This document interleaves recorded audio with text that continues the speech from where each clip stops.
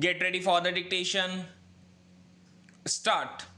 International collaborations can help probe the dense atmosphere of Earth's neighbor.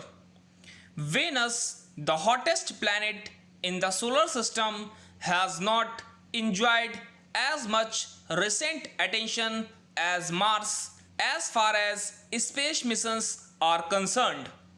With surface temperatures of above 460 degrees Celsius that can melt even a metal like lead, and a heavy atmosphere of carbon dioxide, the planet was considered hostile to life. This despite its being similar in size to the Earth and rocky, so much so that it is often called the Earth's sister planet. There was some excitement when the European Space Agency's mission Venus Express found signs of ozone made of three oxygen atoms and considered a biomarker in the upper atmosphere of Venus in 2011. But the recent discovery of traces of phosphine, another biomarker, in its atmosphere has just given the search for extraterrestrial life a shot in the arm.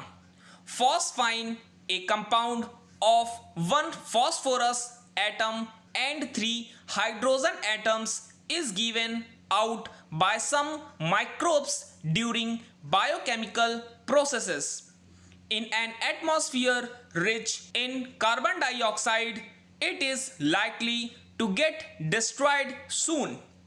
However, the researchers estimate that phosphine forms about 20 parts per billion of Venus' atmosphere.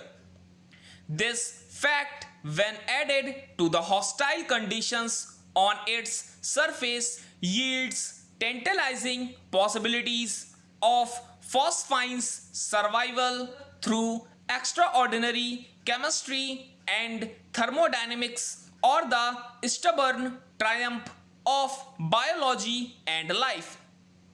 This finding was the result of years of careful study by a team of international astronomers led by Jane S. Greaves of Cardiff University, and was announced in a paper published in Nature Astronomy. Professor Greaves first identified phosphine in Venus' atmosphere in 2017 using the James Clerk Maxwell telescope in Hawaii. Further study and precise observations using the Atacama Large Millimeter oblique Submillimeter Array facility in Chile confirmed the suspicions of the researchers in 2019. The very caution exercised by the researchers in announcing the fact underlines the lack of knowledge about these systems and the need to make sure before celebrating the discovery of extraterrestrial life. This can now only be taken further by making in situ measurements in the atmosphere of Venus. This poses its own challenges. Apart from the high surface temperature and dense atmosphere, the presence of sulfuric acid in the atmosphere of Venus makes it a highly corrosive environment. Perhaps flying at a height and sending down drones or balloons would be more feasible than a landing. Missions to Venus have been planned by NASA and ISRO. While NASA's mission is slated for launch next year, ISRO is looking at 2023 right now. As is not uncommon in space missions. A spate of collaborations may well improve chances of efficiently probing the dense atmosphere of the planetary neighbor. Stop.